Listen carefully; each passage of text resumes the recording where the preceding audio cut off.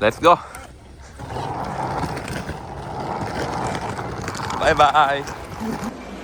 Welcome back to 5 minutes in Japan with Lou.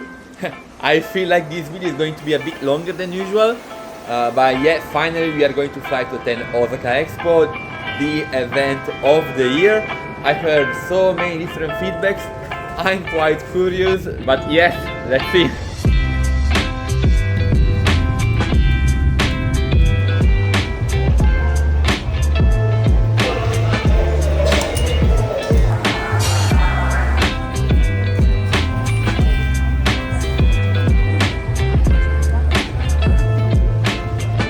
Okay, we are in.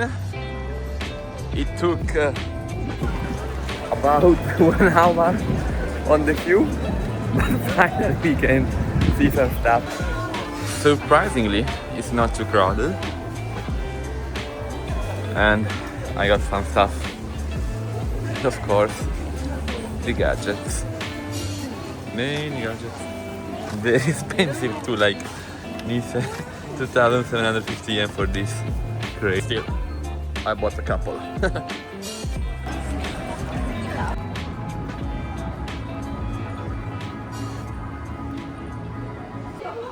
When I walked into the Vietnamese pavilion, I enjoyed the fact that it's not too loud or flashy, just warm and vibrant. Another cool thing that is going to be replicated across most of the other pavilions is the choice of the ambient sound, which was the local traditional music. Nothing looks overdone. The replica of all the fruits you can find was very cool. Then I noticed the screens. Footage from across Vietnam, cities, winding river, green mountains and temples. I also enjoy a recurrent theme across all the other pavilions on how each government is approaching sustainable development. This is going to be more like a competition on how to present each project in a unique way. The Philippine Pavilion has a woven facade made by artisans from all over the Philippines. The entrance is quite a show and the displays are very eye-catching. All the 18 regions have their own section that narrate their unique characteristics through videos and handcrafted objects. The whole pavilion has a great light game that enriches the experience. But the best and the unique part was the dance interactive screen. It was fun and it definitely put on the right cheerful vibe. Then there was a big pavilion which joins countries which had unfortunately limited budget for the event. I have to say that it was a bit sad to see so many countries with unique features being so close to each other, having to share a limited area. Unfortunately, especially small island countries looked very similar one to the other. That definitely was a bit sad in comparison to all the other countries that had their exclusive space. Worth noting that Ukraine Pavilion had quite a strong message, and that was definitely a thing I will remember from my visit. Okay, so right as I step into the Tunisia Pavilion, the vibe completely shifts. You start in this deep immersive zone, and I'm talking about wall, floor, even the corridor wrapped in projection. And you have this vibe like you are assisting the beginning of life.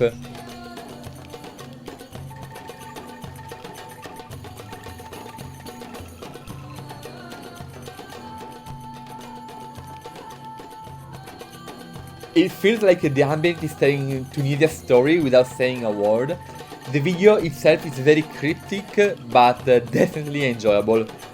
A cool thing is that at the end of the projection, the door of the room slides open into a corridor presented as a desert, and in the end you get to peek into a tiny hole on the wall. That was a very cool thing. Honestly, the transition from the past to present was awesome.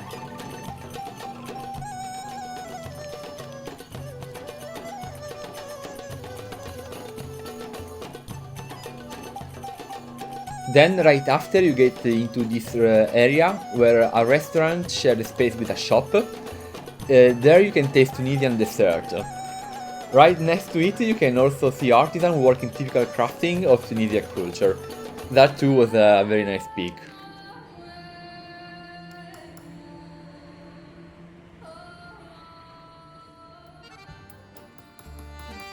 The Latvian Lithuanian pavilion had this really calm, soulful vibe. The plant display was very elegant. There were around 300 media plants that have health and wellness benefits. To be honest, that was my favorite pavilion, considering how little time I had to wait and how cool they convey their message. Also, the integrated glass wall where you can write with your fingertips and watch it fade really reminds that we are all connected, not only as a countries but as a people sharing one planet. The design is calm but warm. Okay, walking to the Uzbekistan pavilion, the first thing you enjoy is the calm and the silence. The space feels like a blend between a museum, a garden and a temple.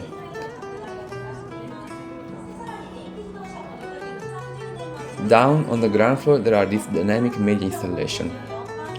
It was super immersive, touching on sustainability, the green economy, interactive models and media showcase renewable energy, wind, solar, eco-transport and low-energy housing. The innovation part is about displays of high-speed rail and the new Tashkent project, a large-scale urban expansion of about 250 square kilometers. It's envisioned as a future-forward capital, an integrated blend of smart infrastructure, educational hubs, government offices, green zone and innovation clusters.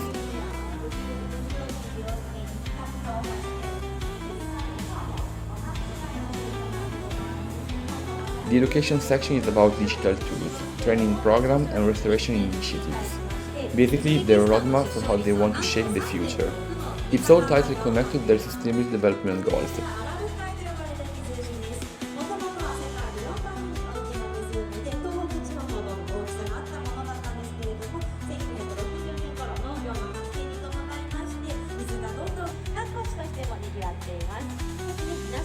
Now, this is the main attraction. There is this circular platform in the middle that will slowly lift you up to the next level while you are surrounded by 360 degrees projection and sound. The catch is that you don't realize it's an elevator till the doors open. The funny thing is that by being lifted up, you are literally rising through knowledge. The design uses brick clay and Suji cedar, locally sourced from Osaka mountains. It's a mix of Central Asian heritage and Japanese material beauty. You really feel like Uzbekistan history on a Silk Road hub. Overall, it was very worth to wait 1 hour to see this pavilion.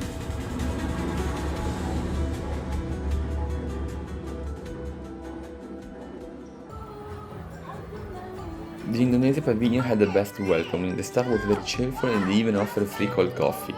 The pavilion is an elegant boat-shaped structure, and it's not just for a show. It's actually a matter of symbol of progress, of navigating through challenges with sustainability in mind. Inside the pavilion is divided in 3 themes: nature, culture and future. You walk through a tropical forest with actual real plants and sounds, then into spaces showcasing important figures from Indonesian history, and also a large number of displays of traditional crafts, acting textiles, regional tools and even weapons. Lastly, you're in the future zone with interactive touch and a sneak peek at Nusantara, Indonesia's upcoming new capital, and also a show of innovation in green infrastructure.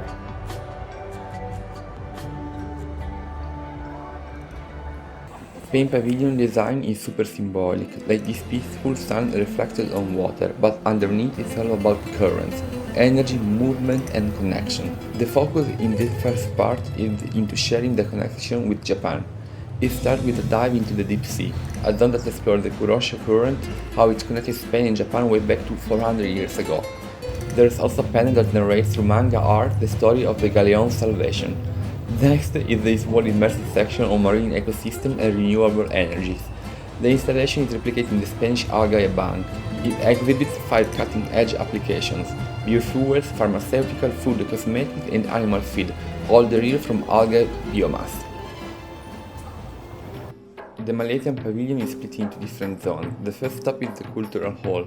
This part is a celebration of Malaysian diversity. You got Indian, Chinese, Malay, and indigenous culture all vibing together. The model is great in how nature and technology are blended. On one side there were even food stalls.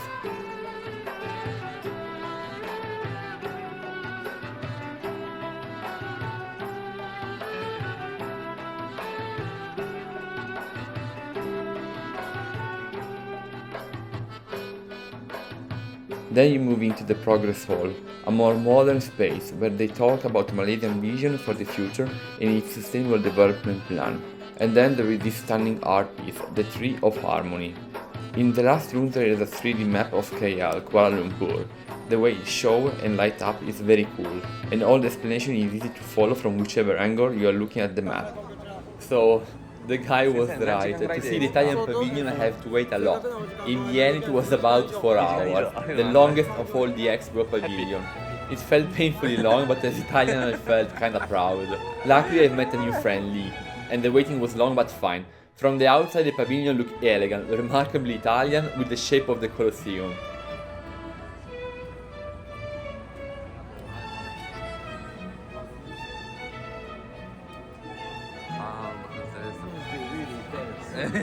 Walking in, you get into a theater where a video starts introducing the theme of the Italian pavilion, which is Art Regenerates Life. The video has this inspiring travel through time vibe, and to be honest, the story was very nice and easy to follow. The art of the video was very cool, and the style totally matched what we were about to see in the main room.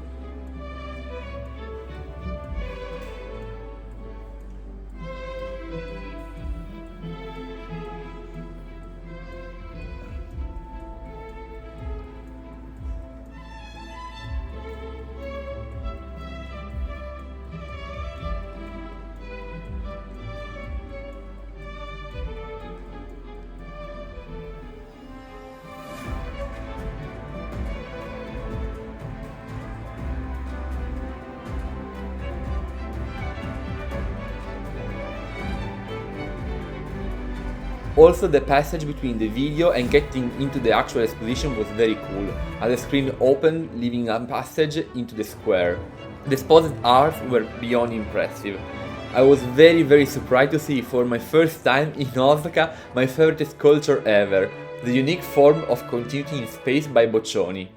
The flowing forms and the aerodynamic curves show movement not as a moment but as a force shaping space itself.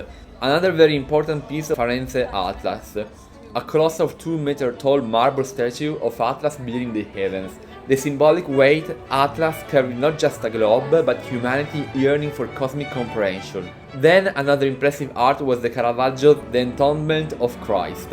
Displayed by the Vatican-owned Holy See section inside the pavilion, I wonder how many people realized how lucky they were to see it on first person. And then cherry on top, Leonardo da Vinci original draft. From the outside, the China Pavilion stands like a scroll half unrolled. The building is very tall and elegant. Right on the entrance, through a wide screen, you can see scenes of daily life. Farmers in the field, farm animals, people in motion. The seasonal change that occurred in a village in ancient time, it's very beautiful and classy.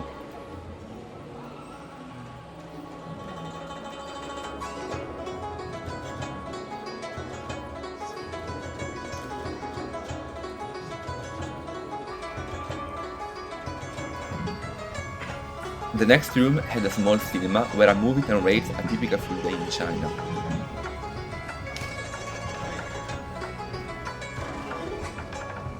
It's one long breath. You can see how vast the country is, not through facts but through feeling. I genuinely think that was a brilliant execution to emotionally connect the viewer with such a vast country full of diversities.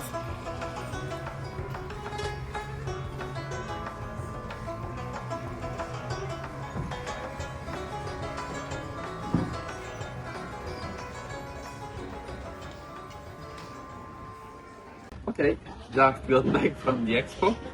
It was a very cool experience. All the pavilions were unique. Yeah, there were so many cool attractions and explaining how to approach sustainability, the design of the pavilion itself. Fortunately, probably from the video you were not able to understand, but it was very packed with people. So on the average, the waiting queue was about 1 hour, 1 hour and a half for the most popular pavilion. Like for the Italian was almost 4 hours. So yeah, that was a long waiting queue, and it was all under the sun, which made it even more painful. But overall, it was a great experience. I have to say that buying the ticket itself, just buying the ticket to get inside the expo, was not enough. You need to buy the ticket, subscription to the website, then connect your ID with their ticket number. So it's kind of a pain and a hassle. Yeah, one last thing I want to share is that I advise you to bring food from home if you're planning to see the Expo. Most of the places are fully booked, at least the most popular restaurant. And you don't want to end up eating at a 7-Eleven, doing a long queue just inside a 7-Eleven and buy. There's queue also for the 7-Eleven pavilion. Incredible. So bring it from home. And yeah, so see you for the next episode. It's gonna be a very cool one. Not spoil anything. And thank you for following as always. Cheers!